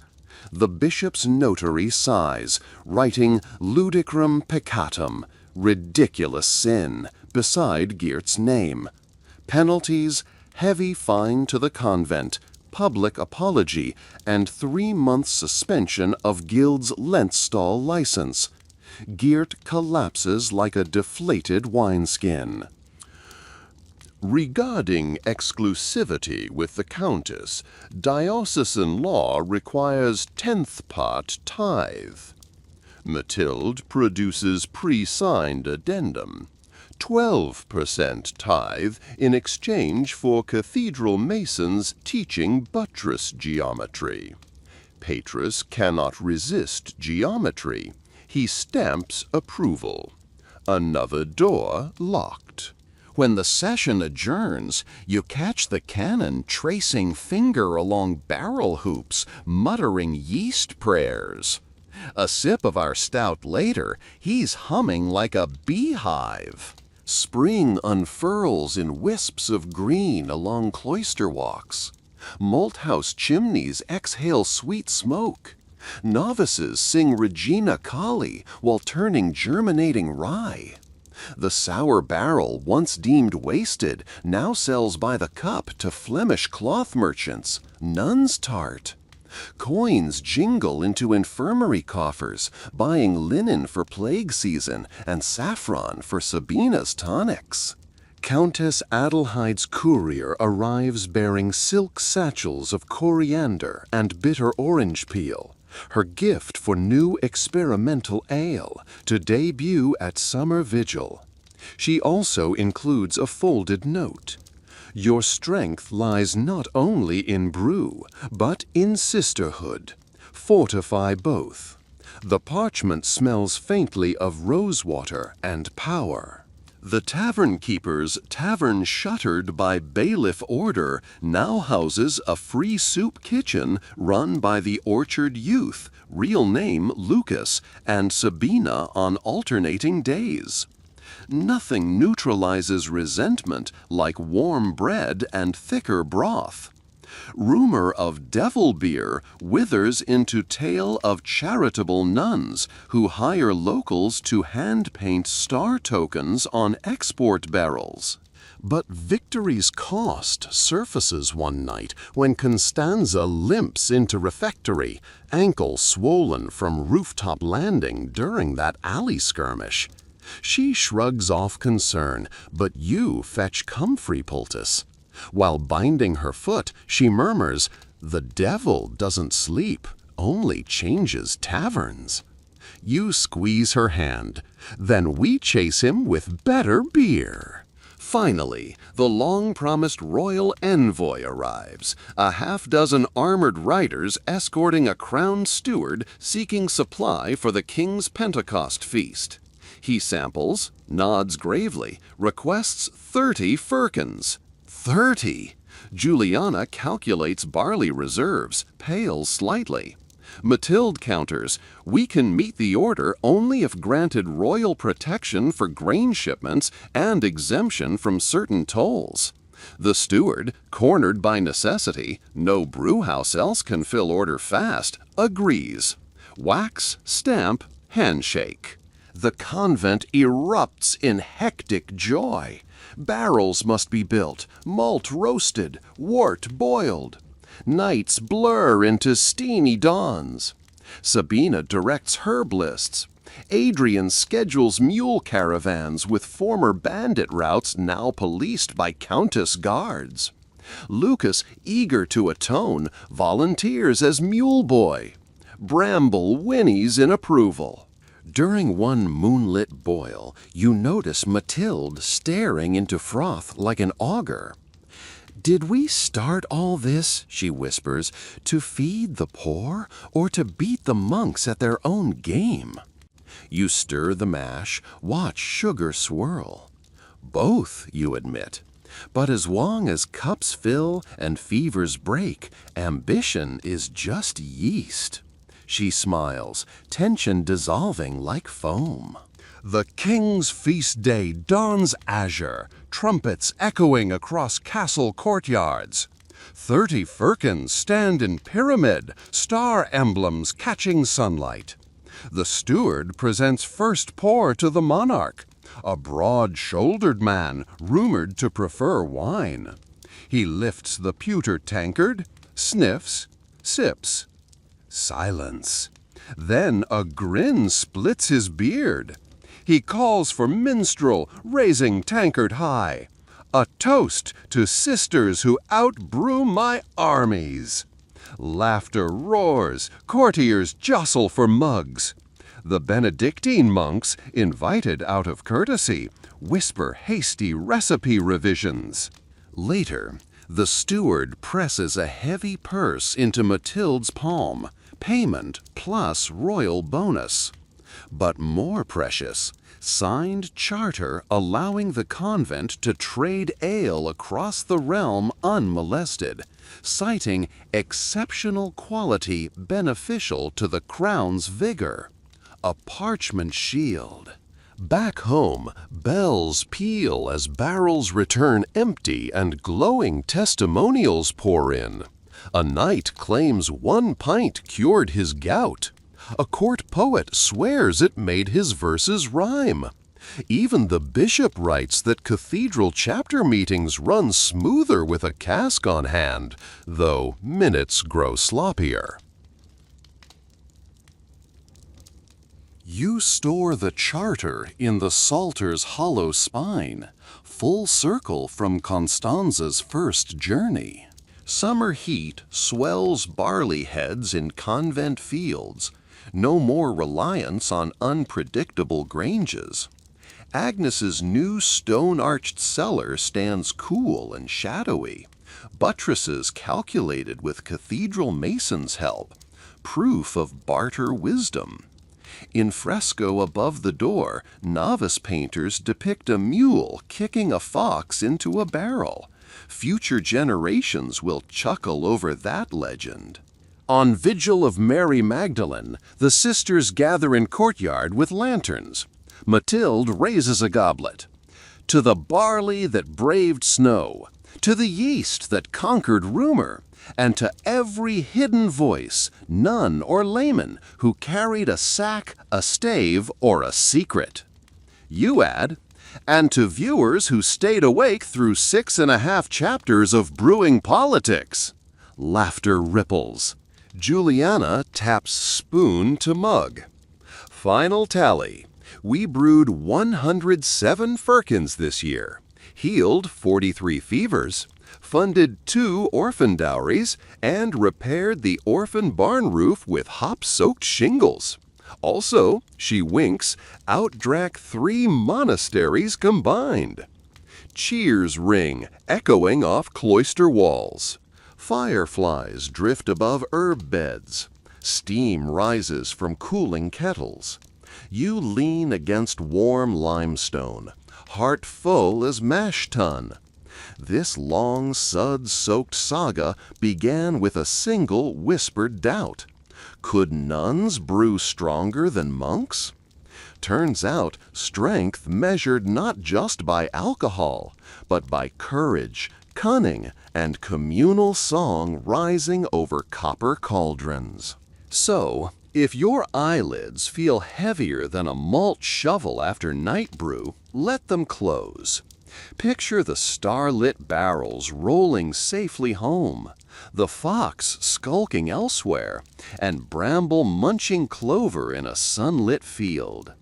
Dream of yeast dancing tiny waltzes under wooden lids, turning grain and water into stories worth toasting centuries later.